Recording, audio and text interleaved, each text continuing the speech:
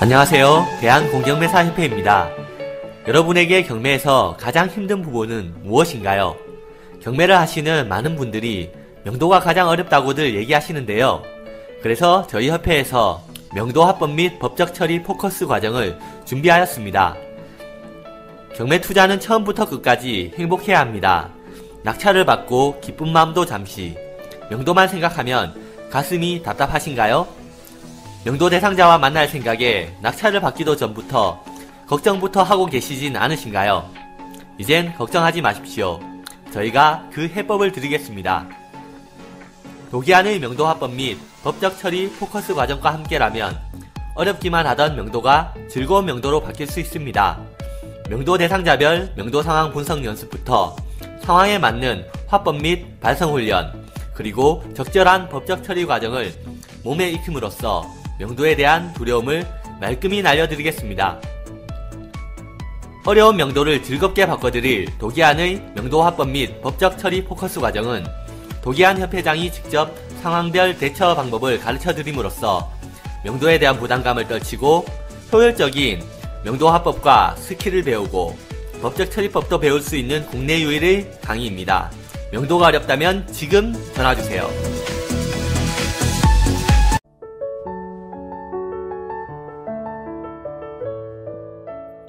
네, 안녕하세요. 도기환입니다. 요즘에 그 날이 굉장히 덥습니다. 그러니까 더운데 에어컨을 적당히 키다가 또 뭐 이렇게 그 날도 덥다가 춥다가 에어컨을 쐬다가 덥다가 뭐 이렇게 하다 보니까 약간의 어떤 그 감기 기운이 오고 그런 것 같습니다. 이제 벌써 2014년도 벌써 5월이 이제 그 중순이 돼가죠. 이렇게 보면은 나이가 들면 들수록 자기가 이제 예를 들면 40이면은 시속 40km로 시간이 간다 그러고 50km, 50세면은 50km로 시간이 간다 이런 말들을 하는데요. 정말로 그 말이 맞는 것 같아요. 시간이 지나는 것이 화살보다 빠른 것 같습니다. 아침에 와서 뭔가 어정쩡하게 하다 보면 점심때고요. 점심때가 지나면 금방 저녁이 되고요. 시간은 정말 화살처럼 날아간다 이런 얘기들이 정말로 맞는 것 같습니다. 옛날에 어떤 그 다 유명한 사람들이 하는 말이죠. 근데 그 말들이 어렸을 때는 남의 얘기처럼 들리다가도 나이가 드니까 이제 내 얘기로 이렇게 다가오는 것 같습니다. 나이가 드신 분들은 분명히 저 말에 공감을 할 거고요. 그러면은 여러분들은 조금 더 분발을 하셨으면 좋겠습니다. 저도 이 말을 드리는 순간에도 속으로 생각을 하기를 조금 더 분발을 해야 되겠구나. 더 열심히 일을 해야 되겠구나. 금방금방 세월이 가고 금방금방 늙어서 죽어버리겠구나 이런 생각도 합니다. 자, 오늘 순서는요, 그 얼마 전에 했던 이태원 단독주택에 대한 얘기죠. 그게 어떤 식으로 이렇게 그 낙찰을 받았는지에 대해서 얘기를 한번 해드리겠습니다. 입찰 서류 작성법이나 제대로 알고 경매시장에 들어오자 이렇게 타이틀을 적었네요. 본 물건은 이에 열거한 여러가지 상황들로 인해서 그다지 적극적인 투자를 하기에는 좀 망설여지는 바가 있었습니다. 아무래도 망설여지죠. 안 망설여지면 그게 좀 이상한 거긴 하죠. 가보지 않은 세계고 4가지 정도의 단점이 있고 모든 사람들이 다 이거를 왜 사냐라고 얘기를 할 때 과연 얼마나 줏대 있고 소신 있게 밀어붙일 수 있겠는가. 분명히 그 반대하는 사람들과는 또 다른 부동산 가치를 평가하는 눈이 있어야 되겠죠. 뭔가 다른 시각을 가지지 않고서는 이 물건을 절대로 구입할 수는 없을 것입니다. 그러니까 다른 시각도 시각이지만 간덩이도 간덩이고 자본도 자본이죠. 자, 그래서 아주 조금 올렸었는데요. 저는 이제 좋은 투자라는 법인으로 이렇게 매입을 했기 때문에 법인의 대출은 이 물건을 살 당시에는 대출 제한이 많았습니다. 뭐 DTI니 LTV니 이런 제한들이 많았기 때문에 저는 옛날에 법인으로 살 때는 거의 대출이 단독주택의 경우에는 50% 내외만 대출이 됐었습니다. 그러니까 실제로 이제 그 80%가 대출이 된다고 하면은 2억 5천이니까 실제로 손에는 한 6, 7천만 들고 있으면 되겠죠? 그러나 이게 50%가 대출이 된다고 하면은 1억 4천, 1억 5천 정도 들고 있어야 되는 것이죠. 그러니까 이게 그림 자체가 달라지는 거예요. 하여간 그럴 당시에 매입했던 것입니다. 그리고는 사실 기대를 거의 하지 않았습니다. 만약 당시 돈이 풍족하게 많았다면 이 정도 금액을 쓰지 않고 저는 3억 5천 이상을 썼을 겁니다. 맞습니다. 이게 물건이 시세로 조사를 할 때는 65평이었고 평당 1000을 보면은 6억 5천이죠. 그러나 당시 최초의 시세 조사할 땐 5억 중반 정도로 이렇게 사람들이 얘기했었어요. 5억 잘 받아도 5억 초. 근데 5억이라고 하더라도 3억 5천 써도 되지 않습니까? 그죠? 4억이 다 들어도 1억 먹으면 되는 거 아니겠어요? 그러니까 제가 돈이 많았으면 분명히 화끈하게 올렸었을 겁니다. 예. 2억 3,200짜리였기 때문에 뭐 한 3억 5천 써도 충분하죠. 그런 상태였는데 당시에 어떤 대출 규제하고 제가 손에 들고 있었던 돈이 적었기 때문에 여러 가지 어떤 그 현실적으로 최근에 제가 그 저희 그 협회에서 워크숍을 갔을 때 제가 올려놓은 강의가 있습니다. 보물은 보물 대우를 해줘야 된다라는 그 이치죠. 자기가 가진 한도 내에서 성의를 다하는 것을 보물 대우를 한다라는 것이죠. 마치 우리가 우리 집에 손님이 오면 다른 부잣집에서 손님을 응대하는 수준으로 맞추기 위해서 내가 가랑이가 찢어지는 것은 옳지 않죠. 내가 할 수 있는 선에서 최대한 잘하면 그거가 내 성의를 다하는 것이죠. 그래서 이 당시에 제가 가지고 있는 어떤 조건 하에서는 최대한 쓴 것이 2억 5천이었던 것이죠. 자, 그래도 시세가 6억이 넘기 때문에 충분한 수익을 남길 수 있었거든요. 제가 평소 가진 생각보다 훨씬 덜 쓴 채로 가만히 발표를 기다리고 있었는데 딱 2명이었었어요. 근데 한 사람이 2억 8천을 넘긴 걸로 기억이 됩니다. 그러니까 당연히 저는 그 직원이 앞에 나가 있고 저는 뒤에서 이렇게 쳐다보고 있는데 집행관이 머뭇머뭇하더라고요. 그러면서 상황이 조금 움찔움찔해요. 그 다음에 1등을 했던 그 사람이 뒤를 자꾸 봅니다. 뒤에 뭐 어딥니까? 좌석에 이제 앉아있는 누구를 보는 것 같아요. 그러면서 그 사람에게 굉장히 난처한 어떤 얼굴색을 보이더라고요. 그래서 속으로 생각을 하기를 이거는 뭔가 저 사람이 입찰 서류를 잘못 썼는가 보다. 이렇게 생각을 하고 있던 도중에 그 집행관이 호명을 했어요. 우리가 1등이다 이렇게. 그래서 그때 그 묘한 기분, 그때 그 입찰 법정에서 서 있었을 때의 어떤 그 분위기가 저는 지금도 기억이 납니다. 어떤 이 재수를 통해서 돈을 벌 수도 있구나. 이런 생각이죠. 재수죠, 솔직히 말씀드리면. 자, 저는 직원을 내보내고서도 경매법정 뒤에서 지켜보고 있었는데 정말로 이럴 수도 있구나라는 생각을 하게 되었습니다. 이제까지 경매 투자를 하면서 운에 의해서 낙찰된 경우는 이태원 단독주택이 유일하죠. 법원에서 입찰을 진행하는 것을 지켜보면 정말로 수준 이하의 사람이 입찰하는 것을 자주 봅니다. 실로 한심한 일이 아닐 수 없죠. 입찰 서류도 똑바로 못 쓰는 사람들이 무슨 투자를 할 것이며 무슨 수로 부자가 되겠다는 것인지 요거죠. 자, 입찰 서류를 실수하는 분들이요. 의외로 한 그 당일 입찰에 보면은 입찰 법정에서 꼭 한두 명씩 나오더군요. 옛날에는. 요즘에는 어떤지 모르겠습니다. 그러나 과거에 이제 제가 법정을 자주 다닐 때에는 하루에 한 번 또는 2번 정도는 꼭 이상한 사람들이 꼭 나타납니다. 웃기죠. 그러니까 정말로 수영을 할 때도 이렇게 간단한 준비 운동을 하고 들어가는 게 수영인데 수천 수억을 가지고 투자하는 입장에서 이런 준비 저런 준비 기초적인 공부도 하지 않고 들어온 사람들을 보면은 답답할 때가 좀 많습니다. 무엇보다도 입찰 서류 정도는 쓰는 연습을 하고 들어와야 되는 거 아닐까요? 그죠? 그래서 사실은 이제 협회에서도 이제 기초반을 이제 만들어 놓고 경매 초보 탈출반 이런 거를 만들어 놓고서는 그곳에서 1시간 정도는 이제 입찰 서류 쓰는 거에 관한 부분을 제가 이제 공부를 가리킵니다. 그것도 못 쓰는 사람들이 어떻게 그 입찰을 보겠다고 하는 것인지. 그 사람 입장에서는 좋은 일을 한 거죠. 저한테는 좋은 선물을 한 거죠. 저에게 가까운 누구도 괜찮고 비싼 선물을 하지 않는데, 이 사람은 생면부지의 사람인데 저에게 선물을 갖다 바치고 간 것이죠. 그러니까 저한테는 고마운 사람입니다. 다만 이제 본인에게는 애석하죠. 간단한 어떤 한 3천 정도나 더 썼음에도 불구하고 자기가 입찰 서류 작성을 실수함으로써 손해를 오히려 그 거액의 이익을 볼 수 있었던 기회를 날려버리게 된 것이죠. 그러니까 상당히 애석한 일이 아닐 수 없는 것이죠.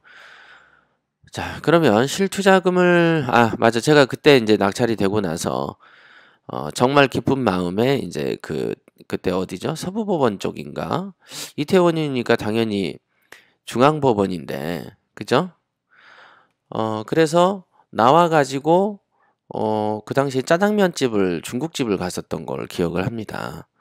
그래서 이제 거기 가가지고 뭐 비싼 요리도 시켜 먹으면서 우리한테 이런 재수가 왔던 거에 대해서 뭔가 이렇게 묘하게 즐기는 듯한 그런 느낌으로 이렇게 식사를 했던 거 기억이 납니다. 자, 실투자금이 얼마나 들어갔는지 분석해보자. 본 물건은 2억 5천만 원 정도의 낙찰을 받았고요. 대출을 당시 1억 4천 받았습니다. 그러니까 실제로 2억 5천에서 이전비를 한 6% 봐보십시오. 그럼 6, 22, 6, 5, 30. 그러면 1,500만 원 정도가 대출 이전 비용이 들어가는 것이죠. 그러니까 2억 5천에 1,500을 합치면 얼마입니까? 2억 6,500이죠. 거기에 대출 1억 4천을 빼니까 그러면 어찌됐든 1억 3천 정도가 실투자가 되는 거 아니겠습니까? 그죠? 그래 놓고서는 잔금을 완납하는 이후에 101호에 전세 6,500, 201호에 7,000, 202호에 7,500을 받으니까 2억 1,000을 회수하지 않습니까? 그럼 실제로 들어간 돈을 보시면 1억 3천인데 2억 1,000만 원을 회수했으니까 얼마가 더 걷어들여진 거죠? 한 8천 정도 더 회수가 된 거 아니겠습니까? 그래서 이렇게 8천 정도를 더 받은 돈으로 또 저는 다른 물건에 재투자를 했어요. 그러니까 사실은 이게 한 6개월도 안 된 사이에서 팔렸고 세를 채우는 거는 뭐 2, 3개월 사이에 채워버렸어요. 그러니까 이제 그래도 이태원 아니겠습니까? 그죠? 그래도 이태원이기 때문에 초반에 들어갔던 1억 3천은 전세 보증금을 다 받아내면서 오히려 8천만 원을 무이자로 이용할 수 있게 된 겁니다. 이 물건에 들어간 저의 투자금은 결국은 한 푼도 없는 셈이 된 것이죠. 이 물건은 위에 열거한 여러 가지 문제점을 안고 있었던 관계로 판매할 때 예를 먹을 것으로 예측을 했었다. 맞습니다. 우선 잡는 거에 의미를 뒀었지 이거를 팔아치울 때도 정말로 빠른 시일 내에 좋은 가격에 팔릴 것이다라고 기대 자체를 하지 않았어요. 그런 기대를 할 만한 어떤 요소가 없지 않습니까? 하자가 더 많았기 때문에 금액을 조금 더 많이 후려쳐 줘야만 가능하겠구나 정도로 막연히 생각을 했지 물건을 잡지도 않은데 판매까지 막 고민해가지고 한다고 해서 팔아지는 것도 아니죠. 그래서 우선은 가치가 나오면 잡는데 혈안이 되어야 되겠습니다. 그런데도 잔금을 치르는 불과 6개월 만에 매매가 이루어졌는데요. 시세가 6억 5천 정도 하나 금매 수준으로는 5억 8,500에 처분했다. 이렇게 이때 있었던 그 에피소드인데요. 처음에 이제 그 직원들을 시켜서 시세 조사를 할 때는 5억 3천 막 이렇게 얘기를 했었어요. 그랬는데 제가 이제 우연한 기회에 뭔가 그런 거가 있어요. 회사를 운영하다 보니까 직원들에게 지시를 하게 됐을 때 직원들이 올라온 어떤 보고서에 대한 내용들을 우리가 신뢰를 하게 되죠. 인간관계가 있으니까요. 그죠?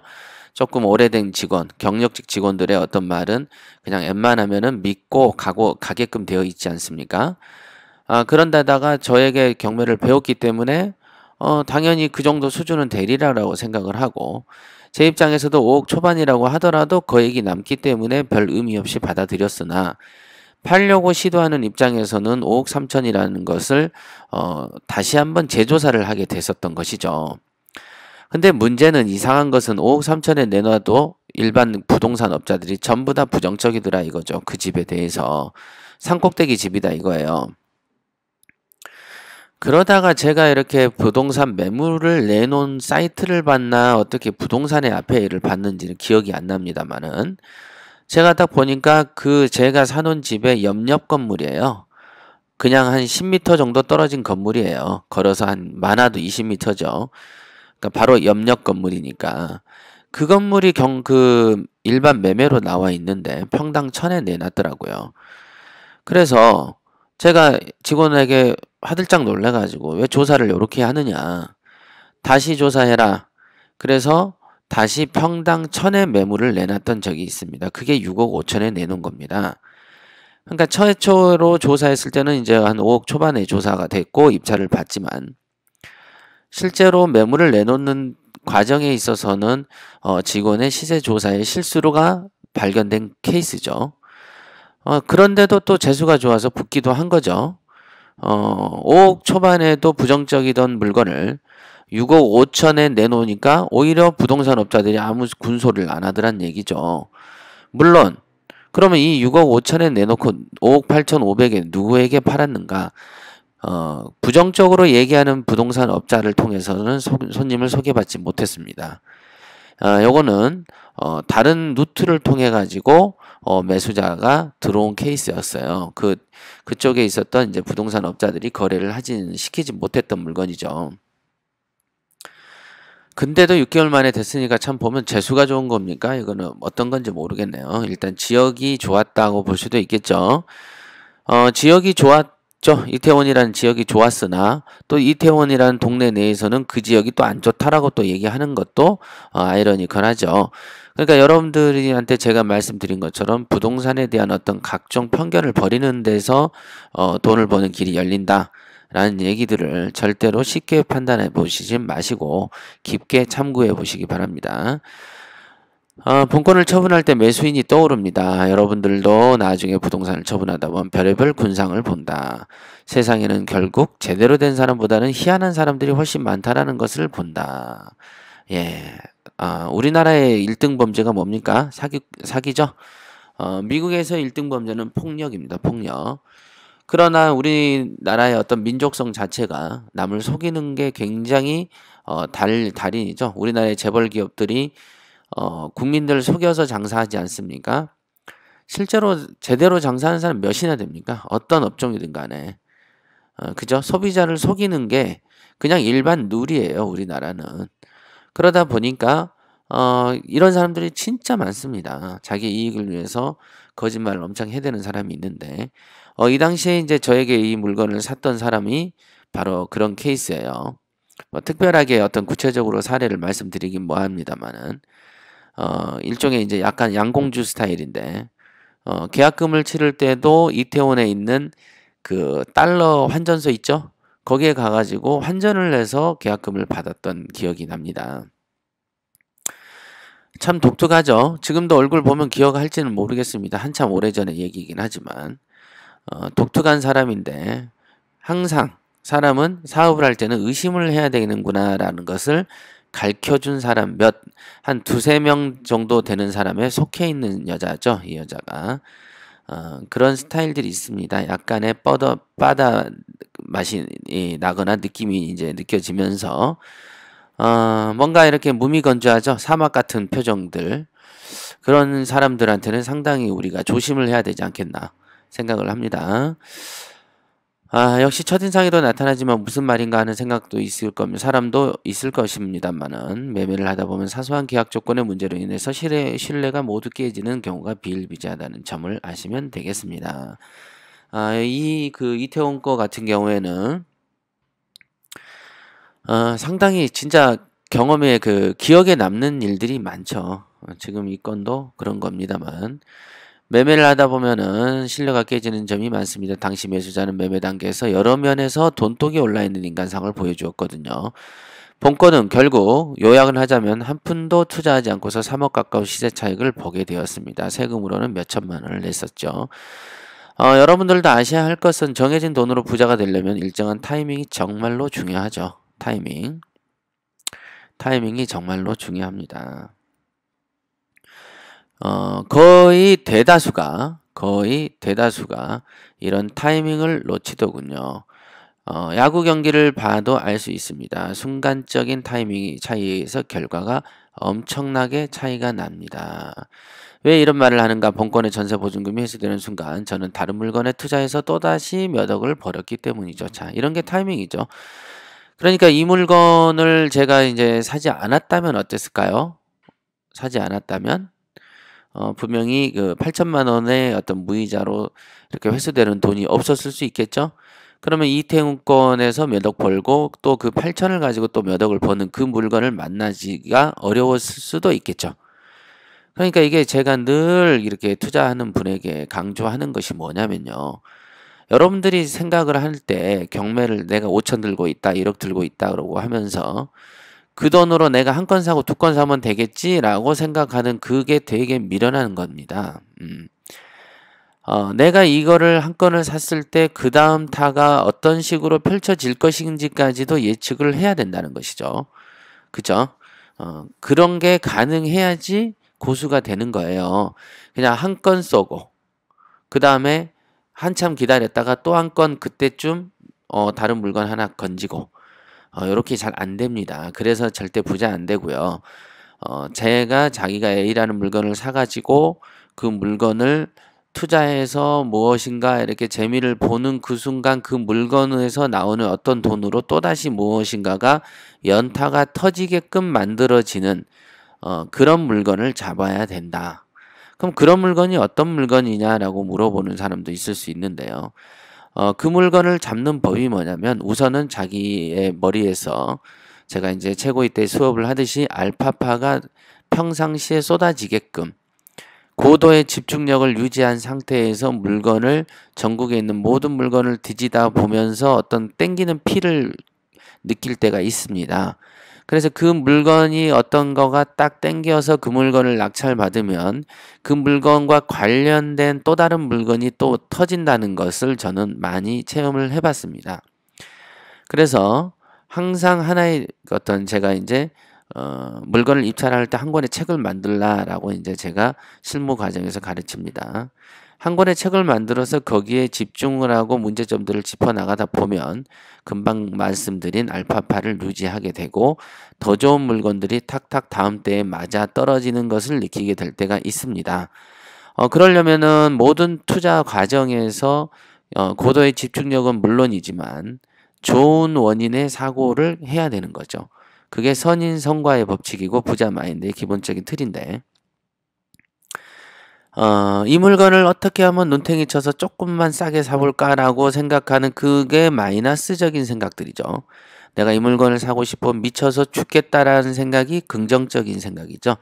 예, 그런 생각들이 똘똘 뭉쳐 있을 때 비로소 금방 말씀드린 것의 세계를 여러분들이 느껴볼 수가 있을 겁니다.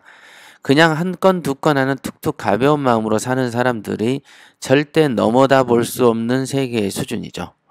그래서 경매를 오래 해도 재산 덩어리가 늘 그 자리이거나 겨우겨우 모아서 우리가 월급쟁이들한테 그 돈 모아서 언제 돈 벌겠냐라고 얘기했던 것처럼 경매라는 세계에서도 경매의 개수만 늘어나는 수준으로 또는 경매에서 한 건 한 건 차익 보는 그 정도 수준으로는 또 고수가 안 되는 거예요.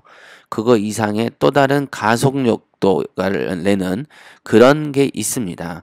즉 마치 카레이싱을 할 때 우리가 영화 같은 데 보면은 일정 부분은 그 기어 조작으로 막 이렇게 때려 밟아가지고 속도를 내지만 일정 타이밍에는 단추를 눌러서 Z 분사를 하죠. Z 분사를 해서 순간 가속력을 높이는 그런 영상들을 많이 보는데 그런 류의 어떤 그 추가적인 그 Z 분사형의 그거를 느낄 수 있어야만 경매의 또 다른 세계를 보게 되는 것입니다. 예. 뭐 예를 들었지만은 이해가 잘 되시나 모르겠습니다. 사실 이 물건은 좀 더 가지고 있을 경우에 더 큰 수익을 볼 수도 있었을 거다. 그러나 이제 제가 지금 생각을 해보면 그 당시 이제 미군 부대 이전이 임박해진 관계로 이태원이 상승 추세였다. 근데 보면 어떻습니까? 2008년에 그 서브프라임 사건 이후로는 계속 하락세가 어느 정도 지속됐지 않습니까? 전국적으로요. 그러다 보니까 과연 그러면 그거를 안 팔고 유지했으면 어땠을까라는 생각이 들죠? 살짝 들은 게 사실이에요. 그때 팔았던 게 더 잘한 거 아닌가? 그때 팔 때는 제가 조금 더 가지고 있는 게 어떨까? 여기는 평당 1,500도 되고 2,000도 될 것도 같은데 라는 어떤 막연한 기대도 있었습니다만은 또 그 몇 년이 지난 연후에 지금 생각을 해보면은 이게 또 그 정체기를 겪으면서 팔리지 않았을 수도 있겠다라는 생각도 사실 지금 해봅니다. 그래서 어떤 선택을 하든지 간에 그 선택의 결과는 본인이 질 수밖에 없다. 자기한테는 최선의 판단을 하면 되는 것으로 인식해야 되는 것이구나 라는 생각을 해봅니다. 어차피 미래를 예측할 수 없는 것이 우리의 인생이지만 전진할 것인가 후퇴할 것인가 판매할 것인가 유지할 것인가 판단의 기로에서 냉철하고 과감한 판단력은 다음 단계의 돈벌이를 위해서 꼭 필요한 덕목임을 명심하세요. 이게 말씀드린 그겁니다. 다음 단계 돈벌이. 이게 그냥 하는 말이 아니거든요. 그러니까 여러분들이 다음 단계 돈벌이 어떤 거기 때문에 도대체 이 건 하나도 마무리 안 쳐졌는데 다음 건까지 터뜨릴 어떤 게 있겠는가. 하지만 이제 그 막연히 여러분들의 어떤 상상력을 돕기 위해서 어떤 예를 들어 드린다면은 여러분들이 프로야구의 감독이라면 뭐 어떤 그 상대팀을 이기기 위해서 타선을 배치하고 투수진을 배치하고 그때 뭐 번트를 댈 것인가 히트 앤드 런을 할 것인가 아니면 도루 위주로 갈 것인가 그런 상태를 판단하지 않습니까? 구체적으로 그게 다 그런 어떤 감독들이 그런 계획을 세우는 이유가 뭔가요?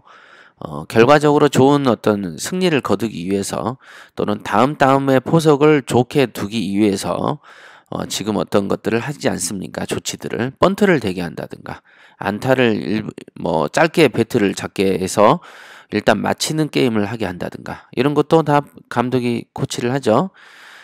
홈런 타자에게도 어떤 상황에서는 야빠따를 짧게 잡고 무조건 맞춰서 땅볼을 치든 뭐 하든 맞춰서 나가라 라고 주문할 수도 있는 거죠.